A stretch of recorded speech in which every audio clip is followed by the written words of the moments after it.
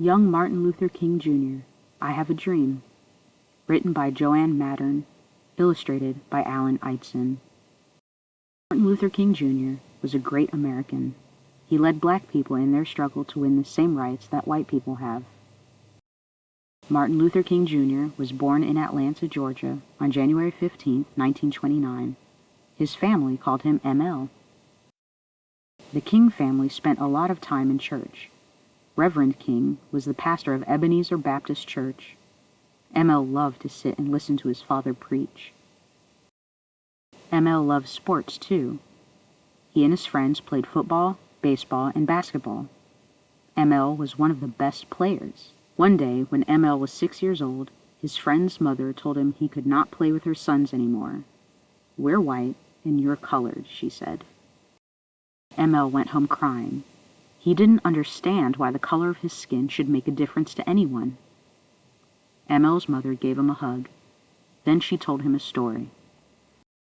ML's mother told him that at one time, many black people in America were slaves. They had to work hard for white families and do whatever they were told. Now there were no more slaves, but some white people still treated blacks unfairly. "You're just as good as anyone else," ML's mother told him, "and don't you forget it." As Martin grew older, he learned that there were many bad laws that treated blacks unfairly. Black children and white children had to go to different schools. There were playgrounds, restaurants, and hotels where only white people could go. In stores, blacks had to stand in the back and wait until all the white customers had been helped first. These laws made Martin very sad. He wanted to do something to change them, so he studied hard in school. He read all the time. Sometimes he'd spend his whole allowance on books. Martin finished high school when he was only 15. Then he went to Morehouse College in Atlanta. While he was there, Martin decided he would be a minister, just like his father. Later, Martin went to school in Boston. There he met a pretty girl named Coretta Scott. They fell in love. Soon she became Mrs. King. In 1954, Martin got his first job as a pastor in Montgomery, Alabama. Something important was about to happen there. In 1955, a black woman named Rosa Parks was riding the bus home after a long day at work. When the bus driver told her to give up her seat to a white man, Mrs. Parks said no. She was arrested and put in jail. The black people in Montgomery were very angry. They decided not to ride the buses until the law was changed.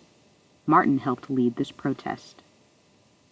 For almost a year, black people walked or shared car rides with friends. The bus company lost a lot of money. Finally, the law was changed. Black people could sit wherever they wanted.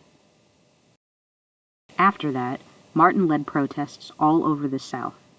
Many times people were hurt. Sometimes Martin was arrested. No matter what happened, Martin always said, "Love your enemies." He would not use violence as a weapon. He believed in peace. In 1963, Martin spoke to a huge group of people in Washington, D.C. "I have a dream," he told them. He dreamed that someday all Americans would be treated equally. In 1964, Martin won a very important award called the Nobel Peace Prize. It showed that the whole world admired his efforts for peace and freedom.